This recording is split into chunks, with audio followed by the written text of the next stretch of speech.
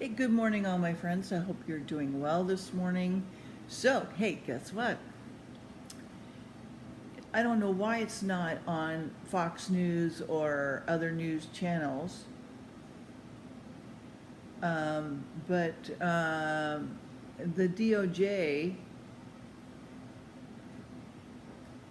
announced that they have put major laws against Islamic terrorists and hackers. So baby steps for Bolton, and you know, he's taking the first steps, and this is probably was already underway. These hackers hacked into scientific laboratories of universities and major universities, over 400, and so they can't go after them, but they're going to make their life heck. They're by a lot of PR, a lot of press, a lot of putting their faces on posters, that kind of thing. So it's going to limit their ability to travel anywhere. And so of course everybody's screaming, what about the Russians? What about Hillary? Me too. Yeah. But remember, he just got into this position, so hopefully Hillary's next, or again, baby steps. We'll see where this leads. And there's some sort of Facebook scandal going on right now with Zucker, and so I don't know. Now finally, no, nothing. No, sorry, I misspoke.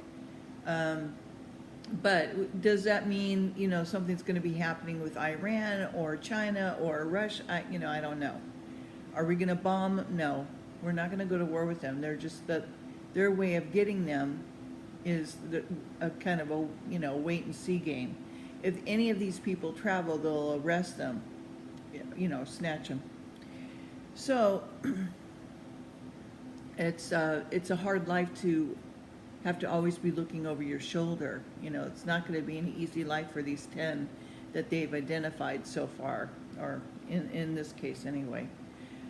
All right, so we left off at Swedenborg page 87, and I've done a couple of songs. If you get a chance, check them out. Welcome to all my new subscribers. Misty, thank you for subscribing. I appreciate that very much. I have no way to get back to people to say thank you, so when I can think of it or remember your name, I will, mention that. I just saw that this morning, so it's fresh on my mind. So I appreciate that very much. And any comments, anything that you want to tell me about yourself, feel free. I love to know about my subscribers. And I will always respond, and I try to do it timely. Okay, so we were talking about who's the head, who's the church in Swedenborg, that we are the body. We don't do anything without the Lord guiding us. Okay, He is the head of the church, and who's the church? Every single individual who believes in God. Okay. So just think, if one body had many heads and each head had its own agenda based upon its mind and its volition, could the body survive? Well, obviously not. But there could be no anonymity among them the way there is with a single head.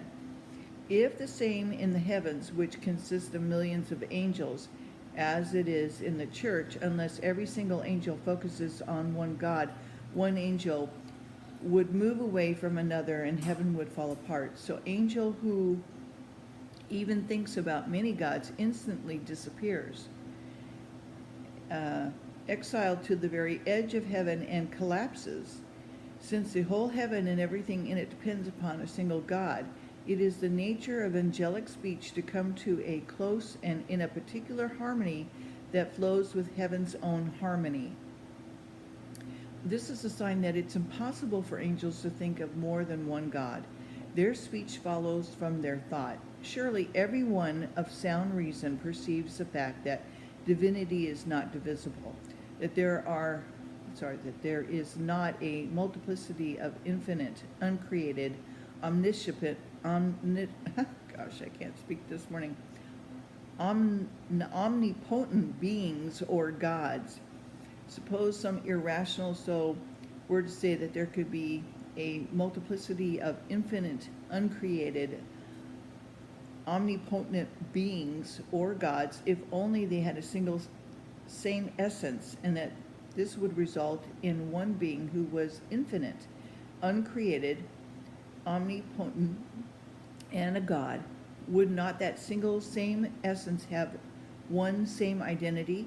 Is it not possible for many beings to have the same identity? If this individual were to say that one is derived from the other, then the one that is derived from the other is not God in and of himself, yet God in and of himself is the source of all. The true divine essence in love and wisdom. If you gather together everything you know, focus your mind's insight on it, and look through it carefully from some spiritual height to discover what is common to everything, the only conclusion you can draw is that it is love and wisdom. There are two essential to every aspect of our life. Everything we deal with is that is civic, everything moral, everything spiritual depends upon these two things. Apart from them, there is nothing. The same holds true for everything in life. Of the composite person who is, or already noted, for larger and smaller community, our monarchy or empire, the church, and also the angelic heaven. Take love and wisdom away from these collective bodies and ask whether there's anything left, and you'll be struck by the fact that without love and wisdom as their source, they are nothing. No one can deny in God that we find love and wisdom together. In their very essence, he loves us all out of the love that is within him, and he guides us out of the wisdom that is within him. Further, if you look at the created universe with an eye to its design, it is so full of wisdom from love that you might say everything taken all together is wisdom itself. There are things without measure in such a pattern, both sequential and simultaneous, that take all together, they constitute a single entity. This is the only reason they can be held together and sustained forever. It is because the essence of the divine is love and wisdom, and we have two abilities of life. From the one we get our discernment, and from the other, volition. Our discernment is supplied entirely by an inflow of wisdom from God, while our volition is supplied entirely by an inflow of love from God. And our failures to be appropriately wise and appropriately loving do not take these abilities away from us. They only close them off. As long as they do, while we may call our discernment and our volition, essentially they are not. So, if these abilities were taken away from us, everything human about us would be destroyed. Our thinking, the speech that results from thought, our purposing, and the actions that result from the purpose. We can see from this that the divine nature within us dwells in these two abilities. In our ability to be wise, our ability to love. That is, it dwells in the fact that we are capable of being wise and loving. I have discovered from an abundance of experiences that we have the ability to love even though we are not wise and do not love as we could. You'll find this experience described in the abundance elsewhere. It is because the divine essence itself is love and wisdom that everything in the universe involves what is good and what is true. Everything that flows from love is called good, and everything that flows from wisdom is called true. But more on this later. It is because the divine essence itself is love and wisdom that the universe and everything in it whether living or not, depend upon warmth and life for its survival. Warmth, in fact, corresponds to love. Light corresponds to wisdom, which also means that the spiritual warmth is love, spiritual light is wisdom, but more on this later. All human feelings and thought arise from the divine love and wisdom that constitute the very essence that is God. The feelings arise from divine love and thought from divine wisdom. Further, every single bit of our being is nothing but feeling and thought. These two are like the spring of everything that is alive in us. They are the source of our life experiences of delight and enhancement. The delight from the prompting of our love and the enhancement from our consequent thought.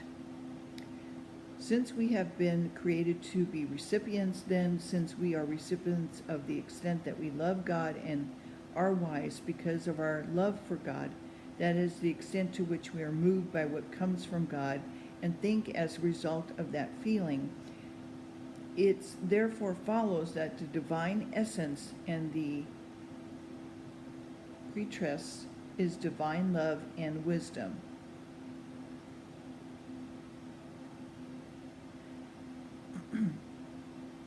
Divine love is a property of divine wisdom, and divine wisdom is the property of divine love.